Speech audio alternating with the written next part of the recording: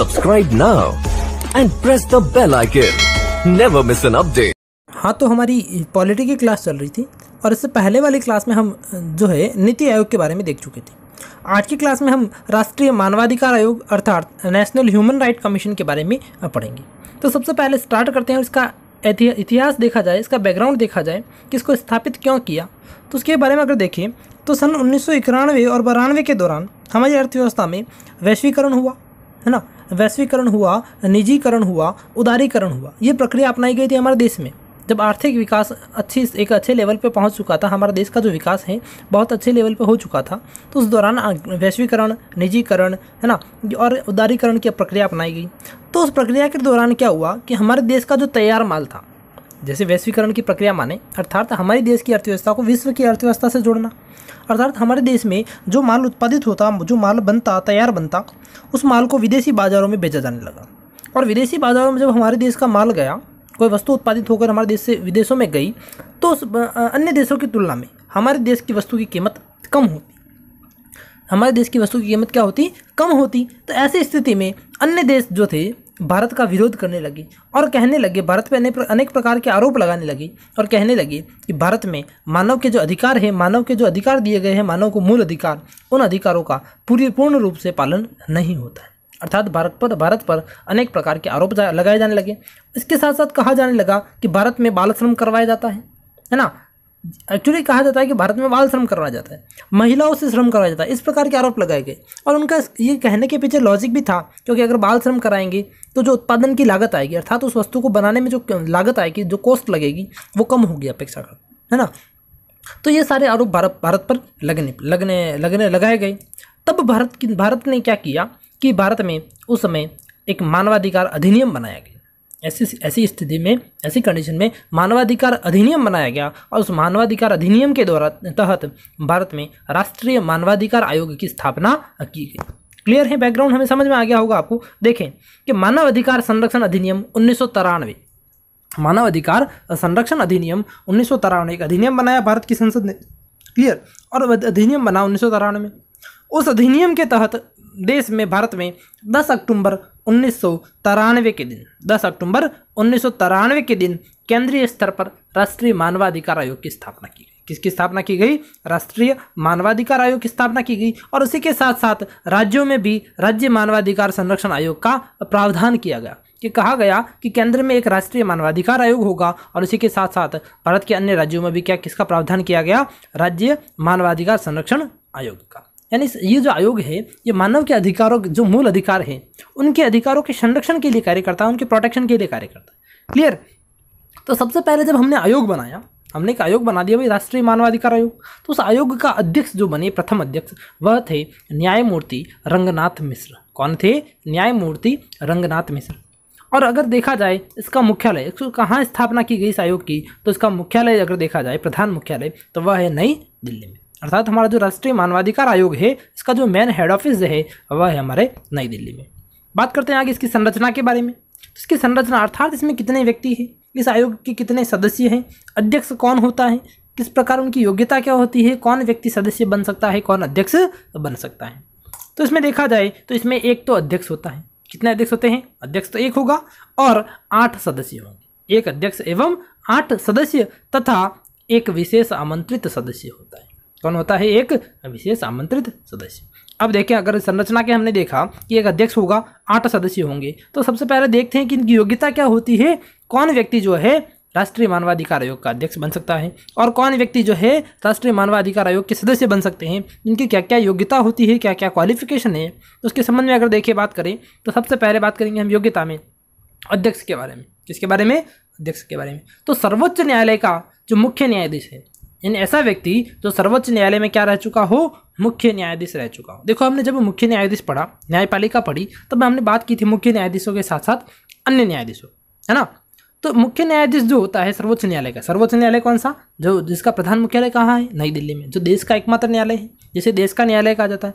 तो सर्वोच्च न्यायालय का जो मुख्य न्यायाधीश रह चुका है, यानी जो व्यक्ति सर्वोच्च न्यायालय में मुख्य न्यायाधीश रहा हो, उस व्यक्ति को इस NHRC में, राष्ट्रीय मानवाधिकार आयोग में क्या बनाया जा सकता है? अध्यक्ष के रूप में नियुक्त है। बात समझ में आ गई होगी आपको कि सबसे पहले हमने देखी कि राष्ट्रीय मानवाधिकार आयोग का जो अध्यक्ष होता है उसके लिए क्या क्या योग्यता होनी चाहिए। तो पहली योग्यता हमने देखी कि वह जो है मुख्य न्यायाधीश रह चुका हो, और किसका? सर्वोच्च न्यायालय का। बात करते हैं सदस्यों की। ये तो हमने अध्यक्ष की देखी, अब सदस्यों की योग्यता क्या है? तो प्रत्येक सदस्य की अलग अलग योग्यता निर्धारित की गई है। हम एक एक सदस्य को देखेंगे। तो सबसे पहला, एक सदस्य जो है, कुल सदस्य होते हैं 8। एक सदस्य तो ऐसा व्यक्ति होना चाहिए, एक सदस्य ऐसा व्यक्ति होना चाहिए जो सर्वोच्च न्यायालय में न्यायाधीश रह चुका हो अथवा सर्वोच्च न्यायालय में न्यायाधीश हो। अर्थात देखिए बात को समझे कि वह व्यक्ति, एक तो देखो मुख्य न्यायाधीश है अगर सर्वोच्च न्यायालय का, तो उसको क्या बना देंगे? अध्यक्ष बना देंगे। लेकिन केवल न्यायाधीश है, केवल न्यायाधीश है किसका? सर्वोच्च न्यायालय का। तो उस एक व्यक्ति को क्या बनाया जाएगा? उस राष्ट्रीय मानवाधिकार आयोग का अध्यक्ष बनाया जा सकता है। क्लियर? अब एक अन्य सदस्य की योग्यता अगर देखी जाए, है ना, कुल 8 सदस्य है, तो एक एक सदस्यों की हम योग्यता देख रहे हैं। एक सदस्य की हमने देख ली। अब बात करते हैं अगले एक सदस्य की। तो ऐसा व्यक्ति जो उच्च न्यायालय में मुख्य न्यायाधीश रहा हो। किसमें? उच्च न्यायालय में। जब हम न्यायपालिका देख रहे हैं, देखी हमने, तब हमने सर्वोच्च न्यायालय तो पढ़ लिया था, लेकिन हमने राज्य स्तर का विधानमंडल, राज्य स्तर की कार्यपालिका और राज्य स्तर की न्यायपालिका हमने पढ़ी नहीं है। जब हम राज्य स्तर की न्यायपालिका पढ़ेंगे तो देखेंगे कि जिस प्रकार केंद्र में एक सर्वोच्च न्यायालय होता है, उसी प्रकार प्रत्येक राज्य में एक राज्य का भी न्यायालय होता है, और उस राज्य के न्यायालय को उच्च न्यायालय कहा जाता है। क्या कहा जाता है? उच्च न्यायालय, जिसे इंग्लिश में हाई कोर्ट कहते हैं। तो उस हाई कोर्ट का जो मुख्य जज होगा, जो मुख्य न्यायाधीश होगा, उस मुख्य न्यायाधीश को इस राष्ट्रीय मानवाधिकार आयोग का क्या बनाया जा सकता है? सदस्य बनाया जा सकता है। क्लियर? आगे देखें, 2 सदस्य हमने देख लिए। आगे जो 2 सदस्य और आ रहे हैं, उन 2 सदस्यों की योग्यता बताई गई है कि ऐसा व्यक्ति, ऐसे 2 व्यक्ति जिन्हें किसका अनुभव हो? मानव अधिकारों के संबंध में क्या हो? अनुभव हो। अर्थात वह व्यक्ति जिनको मानव अधिकार के संबंध में अगर अनुभव है, वह किसी एनजीओ से काम करते, किसी संस्था से जुड़े हुए हैं जो मानव अधिकार के संरक्षण में कार्य करती है, तो उन 2 व्यक्तियों को राष्ट्रीय मानवाधिकार आयोग में नियुक्त किया जाता है। किस रूप में? सदस्य के रूप में। तो यहाँ पर हमने राष्ट्रीय मानवाधिकार आयोग के 4 सदस्यों की तो योग्यता देख ली। बात करते हैं शेष 4 और सदस्यों की। तो शेष 4 सदस्य जो है अलग अलग आयोगों के अध्यक्ष होते हैं, अलग अलग आयोगों के अध्यक्ष होते हैं। अब ये आयोग कौन कौन से हैं? 4 सदस्य कौन कौन से आयोग से आते हैं? तो पहला आयोग है राष्ट्रीय महिला आयोग। कौन? राष्ट्रीय महिला आयोग। और राष्ट्रीय महिला आयोग का जो अध्यक्ष होगा, जो महिला आयोग के अध्यक्ष होगी या होगा, वह व्यक्ति क्या होगा? इस राष्ट्रीय मानवाधिकार आयोग का सदस्य बनाया जा सकता है।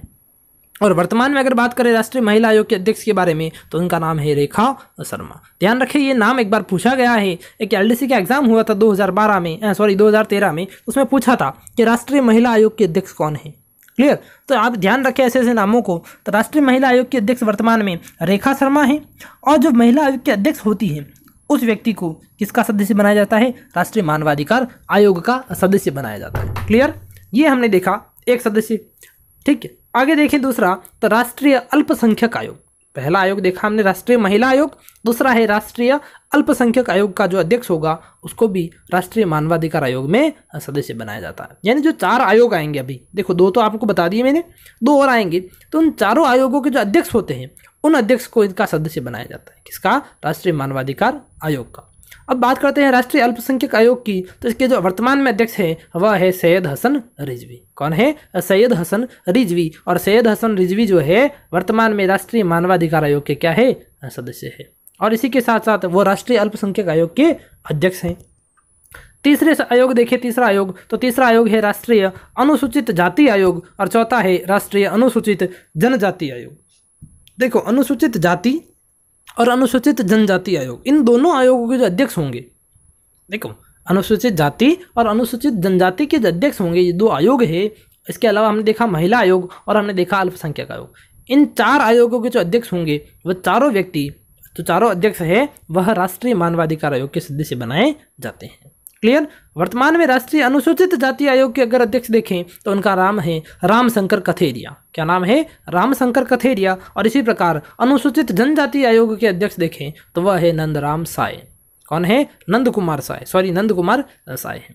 तो इस प्रकार हमने देखा कि इसके अध्यक्ष की योग्यता देखी। अध्यक्ष तो है सर्वोच्च न्यायालय का क्या होना चाहिए? मुख्य न्यायाधीश होना चाहिए। और बात करते हैं कुल 8 सदस्य होते हैं, उनमें एक सदस्य तो क्या होना चाहिए? सर्वोच्च न्यायालय का न्यायाधीश, एक सदस्य उच्च न्यायालय का मुख्य न्यायाधीश, 2 सदस्य मानव अधिकार के संरक्षण में अनुभव रखने वाले, और 4 सदस्य 4 अलग अलग आयोगों के अध्यक्ष होने चाहिए। इस प्रकार हम राष्ट्रीय मानवाधिकार आयोग की संरचना को अथवा गठन को देखते हैं। क्लियर? तो यहाँ हमने उनकी योग्यता देखी। अब बात करते हैं आगे, सबसे पहले उनको पद से हटाने की प्रक्रिया कि किस प्रकार अगर हमने ये राष्ट्रीय मानवाधिकार आयोग में किसी व्यक्ति को नियुक्त किया है, अगर उनको पद से हटाना है तो उनको पद से हटाने की क्या प्रक्रिया होगी। तो कदाचार व अक्षमता के आरोप पर राष्ट्रपति द्वारा सर्वोच्च न्यायालय से जांच करवाकर जांच की रिपोर्ट के आधार पर हटा सकते हैं। देखो, अगर कोई व्यक्ति कदाचार या अक्षमता का आरोप लगता है किसी व्यक्ति पर, अर्थात वह संविधान के अनुसार कार्य नहीं करता है, कदाचार का उस पर आरोप लग जाता है, तो ऐसी कंडीशन में राष्ट्रपति क्या करता है, सर्वोच्च न्यायालय द्वारा उसकी जांच करवाता है। इसके द्वारा सर्वोच्च न्यायालय सुप्रीम कोर्ट के द्वारा उसकी जांच करवाता है और जांच की जो रिपोर्ट आती है उस रिपोर्ट के आधार पर राष्ट्रपति राष्ट्रीय मानवाधिकार आयोग के सदस्यों को अथवा अध्यक्ष को पद से हटा सकता है। यह हमने देखी पद से हटाने की प्रक्रिया। बात करते हैं इसके कार्यों की कि राष्ट्रीय मानवाधिकार आयोग के क्या क्या कार्य होते हैं। तो पहला कार्य देखें कि मानव अधिकारों के संदर्भ में किए गए प्रावधानों की निगरानी करना, अर्थात मानव को जो अधिकार दिए गए हैं उन अधिकारों का पूरा पालन हो रहा है अथवा नहीं, उनकी क्या करना, निगरानी करना, उनका पूरा देखरेख करना, इसका पहला कार्य है। दूसरा कार्य है मानव अधिकारों के प्रचार प्रसार हेतु गोष्ठियों का आयोजन करना, अर्थात जो मानव अधिकार दे रखे हैं उनका प्रचार प्रसार करना, लोगों को उसके लिए जागरूक करना, और जागरूक करने के लिए क्या करेंगे, ये गोष्ठियों का आयोजन कर सकते हैं। अलग अलग प्रकार के नुक्कड़ नाटक कर सकते हैं, कोई प्रतियोगिता करवा सकते हैं जिससे क्या हो, लोगों में जागरूकता फैले।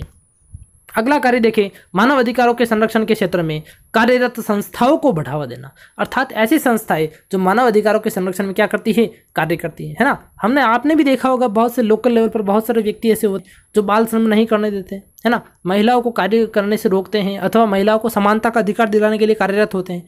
तो उन व्यक्तियों को या ऐसी संस्थाओं को बढ़ावा देने का कार्य कौन करता है, राष्ट्रीय मानवाधिकार आयोग करता है। अगला कार्य देखें, मानव अधिकारों के क्षेत्र में अनुसंधान को बढ़ावा देने हेतु छात्रवृत्तियां प्रदान करना, यानी ऐसे व्यक्ति जो मानव अधिकार के संरक्षण में क्या कर रहे हैं, अनुसंधान कर रहे हैं, रिसर्च कर रहे हैं, कोई ना कोई नई चीज़ जानकारी जुटा रहे हैं, तो उसके लिए उनको प्रोत्साहन देने के लिए राष्ट्रीय मानवाधिकार आयोग क्या करता है, उन्हें छात्रवृत्तियां प्रदान करता है अलग अलग प्रकार की। और अगला कार्य है भारत की किसी भी जेल का आकस्मिक निरीक्षण करना। इनका जो मेन कार्य यही है, यह भारत की किसी भी जेल का, भारत की चाहे कैसी भी जेल हो, उस जेल का आकस्मिक एकदम निरीक्षण कर सकते हैं और वहाँ यह जांच कर सकते हैं कि जो कैदी है अथवा जो व्यक्ति वहाँ पर है उन व्यक्तियों के पूरे अधिकारों की पालना हो रही है अथवा नहीं। तो इस प्रकार हमने राष्ट्रीय मानवाधिकार आयोग के कार्य देखे, उनकी योग्यता देखी। आगे बात करते हैं हम राष्ट्रीय मानवाधिकार आयोग के बाद राज्य मानवाधिकार आयोग। देखो, जिस प्रकार राष्ट्रीय मानवाधिकार आयोग होता है केंद्र में, उसी प्रकार प्रत्येक राज्य में एक राज्य मानवाधिकार आयोग भी होता है। क्लियर? अब बात करेंगे हम राजस्थान के। हम यहाँ पर जो राज्य मानवाधिकार आयोग देख रहे हैं वह राजस्थान के संदर्भ में देखेंगे, स्टेट ह्यूमन राइट कमीशन, जिसको SHRC कहा जाता है।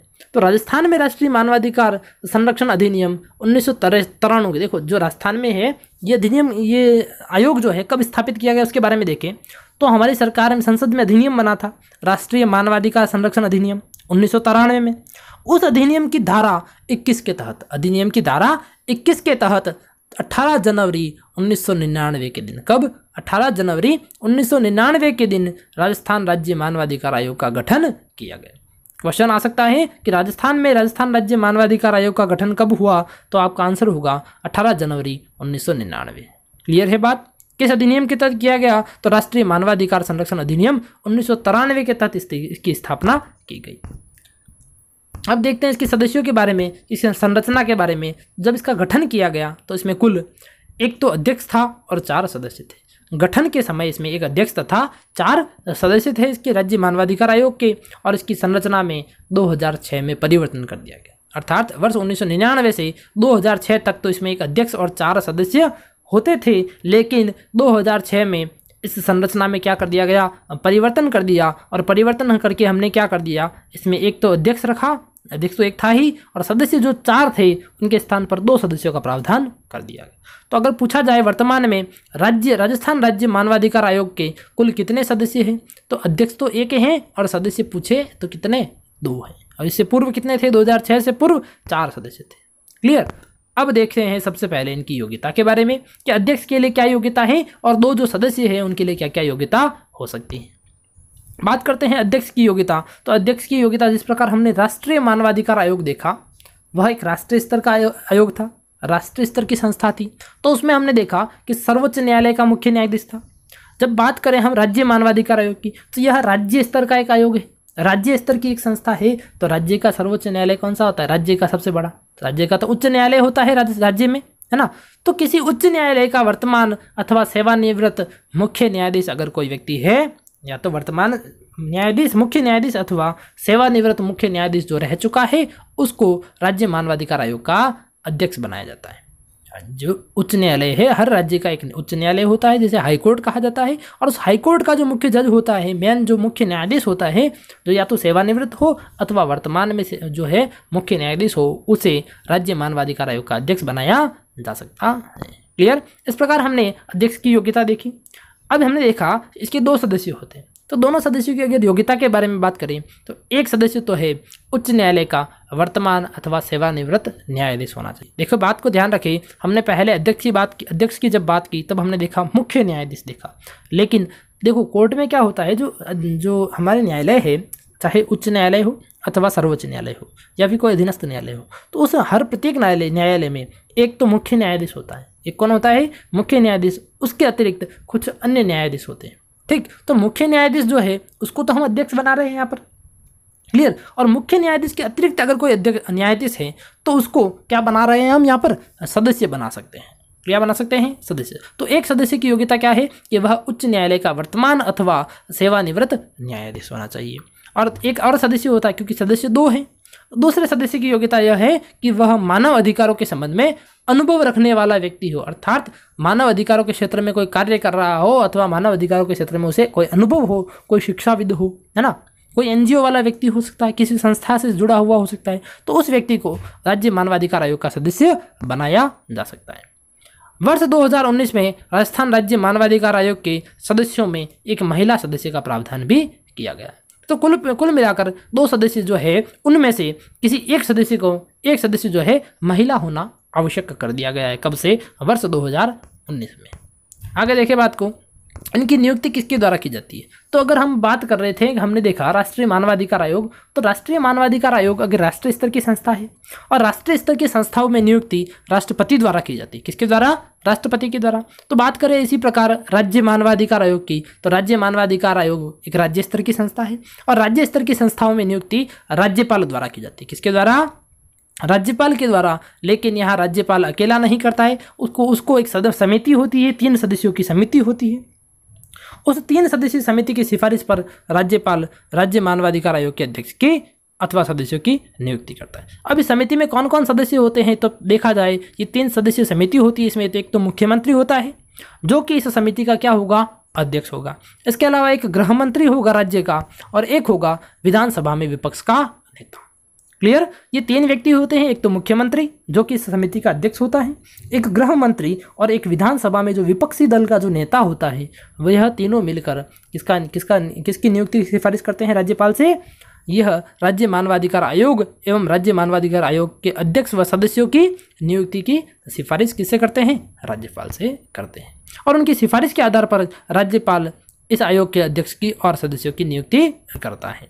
बात करते हैं इनके कार्यकाल की, इनका कार्यकाल कितने समय का होता है। तो राज्य मानवाधिकार आयोग के अध्यक्ष और सदस्यों का कार्यकाल 5 वर्ष या 70 वर्ष की आयु तक होता है। किसके लिए? 5 वर्ष या 70 वर्ष की आयु तक। और 5 वर्ष और 70 वर्ष ये दोनों कैसे आ रहे हैं, तो ये बात मैं पहले भी आपको समझा चुका हूँ जब हमने निर्वाचन आयोग देखे। हमने जब इससे पहले निर्वाचन आयोग देखे, वो हमने महान्यायवादी देखा, तब हमने इसके बारे में बात की थी। और अगर देखा जाए कि यदि किसी व्यक्ति को हम राज्य मानवाधिकार आयोग में नियुक्त कर रहे हैं क्लियर, और उनकी आयु 55 वर्ष है। कितनी? 55 वर्ष। तो जब वो 60 वर्ष के हो जाएंगे तब सेवानिवृत्त हो जाएंगे। क्लियर। लेकिन यदि किसी व्यक्ति की आयु माना 66 ईयर्स है, 66 वर्ष है, तब क्या होगा? क्या वह 5 वर्ष तक कार्य करेंगे? तब ऐसी कंडीशन में 70 वर्ष की आयु तक ही वह कार्य कर सकते हैं और जैसे ही उनकी एज 70 साल हो जाएगी उनको सेवानिवृत्त कर दिया जाएगा। तो इस प्रकार 5 वर्ष या 70 वर्ष जो भी लागू होता है उसे माना जाता है। तो हमने यहाँ पर कार्यकाल देखा। बात करते हैं हमारे राजस्थान के जो राज्य मानवाधिकार आयोग हैं उसके प्रथम अध्यक्ष कौन थे। तो प्रथम अध्यक्ष की बात की जाए तो सबसे पहले अध्यक्ष थे न्यायमूर्ति कांता भटनागर। कौन थे? न्यायमूर्ति कांता भटनागर जो है वह हमारे राजस्थान राज्य मानवाधिकार आयोग के प्रथम अध्यक्ष थे। आगे बात करते हैं वर्तमान अध्यक्ष की। वर्तमान समय में अध्यक्ष कौन है राजस्थान राज्य मानवाधिकार आयोग के? तो वर्तमान में अध्यक्ष है न्यायमूर्ति महेश चंद्र शर्मा। कौन है? न्यायमूर्ति महेश चंद्र शर्मा हमारे राजस्थान राज्य मानवाधिकार आयोग के अध्यक्ष हैं। तो इस प्रकार हमारा राजस्थान राज्य मानवाधिकार आयोग और राष्ट्रीय मानवाधिकार आयोग यहीं पर समाप्त होता है। आज के लिए इतना ही, धन्यवाद।